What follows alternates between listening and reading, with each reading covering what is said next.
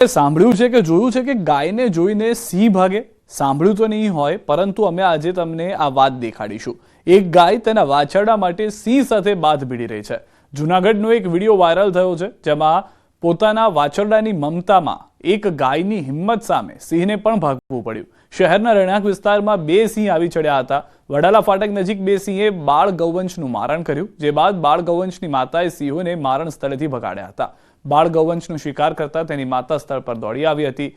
બે સિંહની હાજરી હોવા છતાં વાછરડાની મમતામાં ગાય બે સિંહ સાથે બાથ ભીડતી જોવા મળી। એટલું જ નહીં, મમતામાં ગાયની હિંમત જોઈ સિંહને પણ મોંમાંથી મારણ છોડી સ્થળ પરથી ભાગવું પડ્યું।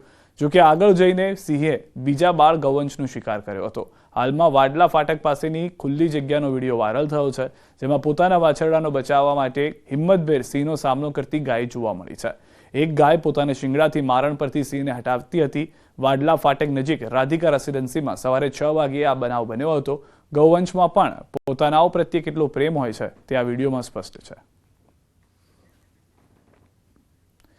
ગોંડલ પંથકમાંથી દીપડો પાંજરે પુરાયો છે। આદમખોર દીપડો પાંજરે પુરાતા રાહતનો શ્વાસ લીધો છે। વાસાવડ ગામ પાસેથી દીપડો પાંજરે પુરાયો હતો। સ્થાનિકોએ કહ્યું કે દીપડો પાંજરે પુરાતા હવે ભય નથી રહ્યો।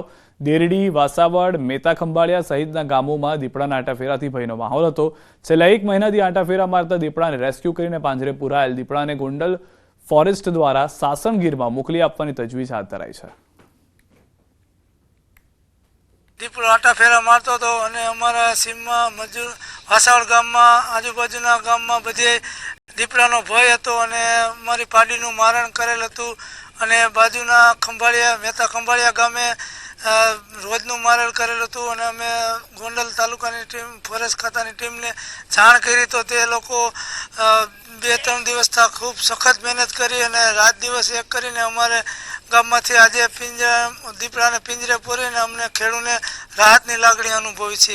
પાંજરામાં કેદ થયેલ છે અને જે ગોંડલ તાલુકાના લીલાખા ગામે પણ એક બકરાનું મારણ કરેલું, વાસાવડ ગામે પણ ગાયનું મારણ કરેલું અને